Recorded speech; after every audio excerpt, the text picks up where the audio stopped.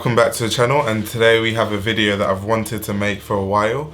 Today I'm just basically talking about Vivienne Westwood and giving my thoughts on her legacy and just my personal opinion on Vivienne Westwood. So Vivienne Westwood, if you don't know who she is a British fashion designer born in 1941.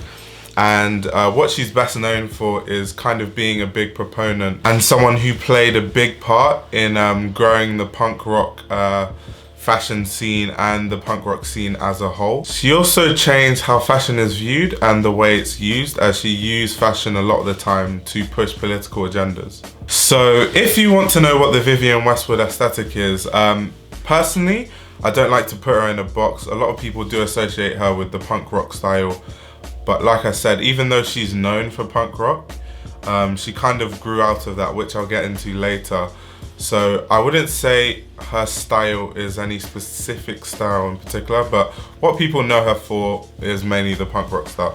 And when you think of that time around the 1970s and early 80s, now we're talking about like punk rock styles. So that would entail plaid trousers, bondage jackets, bondage trousers, bondage suits, t-shirts with chains, t-shirts with pins, safety pins through them, knitwear with holes, skinny silhouettes, and very brash graphic tees that have very controversial statements on them. And there's a lot more I could get into. So in 1965, Vivienne Westwood met a guy called Malcolm Mclaren, and he was kind of the person who pushed Vivienne Westwood to design clothes, as she has even come out saying that she didn't really want to be a fashion designer until she was pushed by Malcolm Mclaren. In 1971, Vivienne Westwood and Malcolm Mclaren opened a store called Let It Rock, and this was on 430 Kings Road in London. And they kind of featured clothing that looked like the Teddy Boy style. I'm not sure how many people know about the Teddy Boy style, but at this time when they opened this Let It Rock store, they wanted it to be inspired by the past. So a timeline that Vivienne Westwood and Malcolm Mclaren chose to focus on was the 1950s. And in the 1950s, the fashion and the big craze was kind of like this style where kind of like this dandy styles where men would wear bespoke suits and tailoring, but then wear like footwear like creepers. So Vivienne Westwood kind of replicated this in her own way, and in the Let It Rock store in around 1971, those were the type of clothes they were selling: bespoke jackets, skinny tailoring, and the creepers, a lot of creeper footwear. And this was very interesting because people had not seen this for a long time. As people had progressed in the 70s to more wider silhouettes.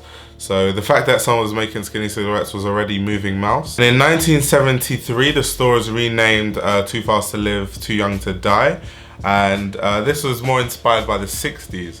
So this had your kind of like your biker aesthetic, a lot of leathers were in the pieces. And then in 1974, which is the big talking point, the store was then rebranded and renamed to Sex, and the store had a huge sign outside that said Sex, and this was crazy at the time. I mean, British people, they're still like this now, but back then I can imagine it was probably worse. British people are very conservative. British people are the type of people who don't like attracting attention towards themselves.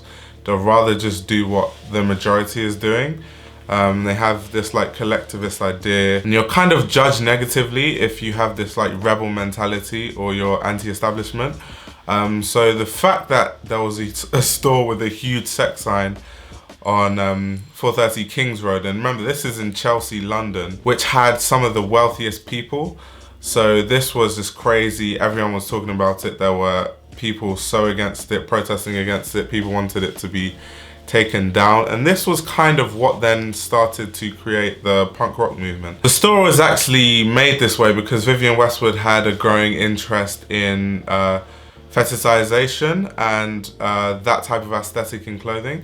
And it's crazy because Vivienne Westwood at this time was actually selling to anyone who would dare to just look outlandish and be overly sexual in the way they're dressing. And what is even crazier is she used to sell to prostitutes and like sex workers, which is insane. And if you're wondering what type of clothes she used to make at this point, very, very sexual things. So this was when she started to have a lot of the bondage stuff. She'll have a lot of footwear that featured very huge spikes, latex trousers and shorts. So the clothes were anything from like footwear with spikes to latex trousers and shorts. And then going on, fast forwarding to the next year, 1975, this was when the Sex Pistols, now if you don't know who the Sex Pistols are, they're like one of the most iconic punk rock bands. And what's quite interesting about this story is, and what made Vivienne Westwood kind of a big proponent in the punk rock scene, was the fact that the Sex Pistols that were formed in 1975 were actually managed by Vivienne Westwood's boyfriend, Malcolm Mclaren. Now, the Sex Pistols, how they became famous was the fact that they were just the craziest people you'd ever see. They used to say the most outlandish stuff. They used to wear t-shirts that had things like swastikas and very disrespectful things on them. They had this very famous shirt that was designed by Vivienne Westwood, and it said "God Save the Queen," but it also featured a pin in the Queen Elizabeth's mouth. And you can imagine if the Sex Pistols, they were wearing t-shirts with swastikas, so you can only imagine what type of profanity they were actually singing in their songs. So everywhere they would do a gig, people would complain. Then it got so bad, it got to the point where the Sex Pistols had to hire out strip clubs just so they could perform, because no one else would accept them. Punks have multicoloured hair, vampire makeup, ripped t-shirts held together with safety pins, swastika armbands, pink plastic trousers and tight leather jeans. Anarchy in the UK, the latest single by the Sex Pistols. Malcolm Mclaren, you discovered and managed the group. Now, what about the accusation that you're more into chaos than anything else? Well, that's an accusation by people who really don't understand what kids want. Kids want excitement. They want things that are going to transform what is basically a very boring life for them right now. And music, young rock music, is the only thing they have that they thought that they controlled. What about the word punk? It means worthless, nasty. Johnny Rotten, are you happy with this word? No, the press gave us it. It's their problem, not ours. We never called ourselves punk. So then, due to too many complaints because of the craziness of the sex store, how outlandish and brash it was, bang in the middle of Chelsea, London, they decided to change the name of the store from Sex to Seditionaries. This is actually quite an interesting name because the term seditionary actually means resistance or going against lawful authority. So obviously this was everything Vivienne Westwood stood for at the time. She was anti-establishment. She found joy in making people shocked and just shocking people at the time. And this was, I think, when Vivienne Westwood started producing her most famous stuff. When people think of Vivienne Westwood, they don't think of the biker stuff she did before or the teddy boy aesthetic she did that was inspired by the 1950s. They think of this time from 1976 when she opened her Seditionaries and she was doing all the bondage stuff and continued stuff that she was doing at Sex as well, the very provocative things. The t-shirt that featured a graphic with nipples on the t-shirt.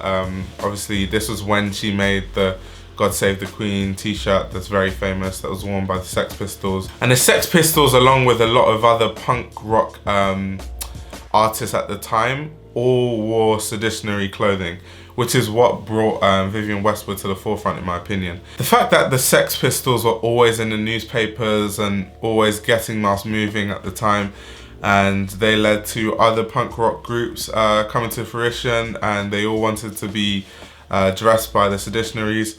So the bigger these punk rock artists got and the bigger the movement got, the bigger Vivienne Westwood got. And it kind of got to the point where 430 Kings Road and just Kings Road in general and that area around London in Chelsea was kind of where a lot of the people who are interested in the punk rock scene and the punk rock fashion style all hung out and just dressed in a crazy way. And it was just crazy. It was a crazy time. No one understood it because, like I said, Brits were very conservative and they're seeing all these people with like coloured mohawks and chains and safety pins and holes in their in their knitwear and their shirts, and people wearing really tight pants at a time when people weren't really wearing pants with that silhouette. And it was all crazy to people. And obviously this is when Vivienne Westwood started designing with a lot of the famous plaid that people know her for, and all the straps and the bondage stuff that I'm sure everyone has talked about. And when people think of Vivienne Westwood, that's the first thing that comes to mind. So in 1980, the store was changed to World's End, and that store actually, the store name has continued to be World's End, and the store actually still stands in the same place to present day. So if you go to 430 Kings Road in London, Chelsea, you will find the World's End store. Now fast forward to 1981, and now we're going to talk about Vivienne Westwood's first collection on the runway. Now this collection was called The Pirates, and I really love the inspiration for this collection. So the inspiration for this collection was that Vivienne Westwood said that her brand is now going to be inspired by things of the past. And pirates, what do? They travel around the world, they voyage on the sea and go everywhere looking for gold. So that's kind of an analogy, saying that she's going to go everywhere looking for inspiration. She's going to have a deep dive into the archives and look for inspiration. So this pirate collection, you see the inspiration was clearly from Native Americans, and there are some ancient African prints that also featured on the clothing.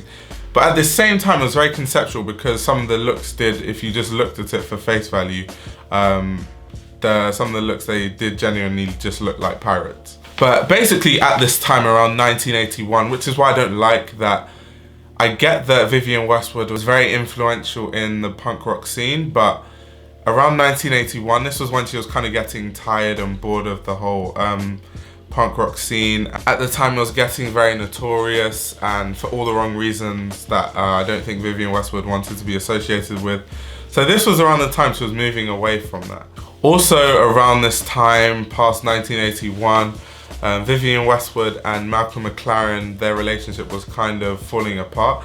And the reason for this, from what Vivienne Westwood has actually said, is that Malcolm Mclaren kind of got a bit jealous about the success of Vivienne Westwood, and he was saying statements like, she's just a seamstress, and he was also quoted saying, she wouldn't even be a fashion designer if it wasn't for me. And there was a bit too much spite in the relationship, and this caused them to part ways. Another big talking point is Vivienne Westwood's Spring-Summer 1985 collection.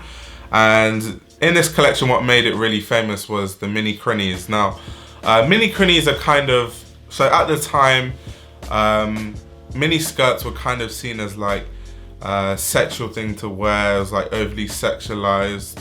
And Vivienne Westwood's take on mini skirts was that she would have these dresses where the top half was tight, it showed a lot of cleavage, but at the same time the skirt was a mini skirt, but then it was inspired by a Victorian design that was very wide and flowy. So a mini crinny is kind of like the term used to describe this kind of like dress and skirt design where you have a mini skirt, but at the same time it's flowy and wide, and it's inspired by a Victorian design. And this was a complete hit. Like, this was just crazy. Everyone was talking about it, everyone wanted it. And till now, people always talk about the 1985 Spring Summer collection by Vivienne Westwood. There's so many collections I could talk about, but I could make this video, I don't know, hours long. So the last collection I'll really talk about is the Autumn Winter 1993 collection. And this is for many different reasons. Now, the first reason is, this is also famous, and this was termed Anglomania. And the reason for this was kind of Vivienne Westwood's inspiration for this collection was kind of a fusion between British and French ideas. So how she portrayed this was through British tailoring, but at the same time executing it with French aesthetics and shapes. And this was kind of very unique. I think Vivienne Westwood, when she was designing, a lot of people say things like, no designer designs things that are completely new and everyone's inspired by a time in the past. But Vivienne Westwood was more not inspired by collections as designers are now, but more as a time and what they were wearing at the time. and she kind of put her twist on it. So this is what made Vivienne Westwood so unique at the time. And another reason why this collection is so famous is this is the infamous collection where Naomi Campbell was wearing 12-inch platform heels and she was seen falling down and basically just toppling over shamelessly on the runway, and she handled it quite well actually. I was quite surprised how well Naomi Campbell handled it at the time. Over the course of her career, she has won numerous fashion awards, which doesn't really surprise me, to be honest. And she was awarded an OBE in 1992, and I think she was later awarded a DBE, which is why she's called Dame Vivienne Westwood. And it's so funny because a lot of people talk about how, because she's known for having this whole anti-establishment mentality, and the fact that when she had in her punk rock days, she was always anti-establishment, and she even went to the Queen without wearing underwear, and she did that twice, when she collected her OBE and when she was later awarded a DBE. And this was kind of like a big talking point, and something I thought I'll just add just to show how anti-establishment and how Vivienne Westwood just does not care at all. Now, fast forwarding into the present day, Vivienne Westwood is now a big proponent for sustainable fashion. She's had a lot of campaigns of sustainable fashion. She's still very involved in politics, and she's actually been seen in recent times protesting on the streets with people, and she's always been politically involved. Like I said earlier, she had very politically charged graphic prints. And till the present day, she remains one of the highest paid fashion designers of all time. And her legacy lives on. I mean, she's inspired a whole punk rock scene. So this is why people call her the mother of punk rock fashion, even though she doesn't like to talk about it now, and she kind of denounces her punk rock time. But in the 1970s, I don't think there would be as much of a punk rock scene if it wasn't for Vivienne Westwood. Because like I said, all the punk rock, all the big punk rock bands, they were all wearing clothes that are made by the Seditionaries. King's Road was kind of like the place to hang out for anyone that was into punk rock, really. So yeah, current designers, they're very inspired by Vivienne Westwood. I mean, you have brands like Helmut Lang that are after, you know, Vivienne Westwood's whole inspiration with her bondage pants and jackets and stuff from the 1970s with Seditionaries. You see kind of that aesthetic in Helmut Lang. But yeah, comment down below what you like about Vivienne Westwood. Comment down below what she meant to you. If I left anything out, be sure to leave it down below. I tried my hardest not to make this video too long. That's why I only really talked about a few collections. Otherwise, yeah, this video would run too long. But I just wanted to talk about Vivienne Westwood in general to kind of like the average person who wants to learn more about fashion but doesn't really understand why Vivienne Westwood is held in such a high regard, or why people talk about her like she's some like god or something. So there's also a documentary about Vivienne Westwood. I think that was about her biography. So I need to watch that for sure. I haven't seen that yet. So yeah, subscribe to this channel if you're new. Like this video if you liked it. Follow me on Instagram @FashionRoadman, where I do talk about a lot of fashion. And there's also a worldwide fashion chat that I started on Discord. So if you want to join it, what you have to do is go into the description and scroll down to the bottom, and there'll be a link somewhere there. And yeah, on that note, I'm out. Thank you for watching. Ironically enough, it is Chelsea shops like Seditionaries, a shop owned by Malcolm Mclaren and his partner Vivienne Westwood, which now embody those aspects of punk that Danny and Mark despise. I expect the main heading you could really give them now is distinct from the sex thing. I think you'd have to call them urban guerrilla. I think that's the main kind of theme that would make people understand them.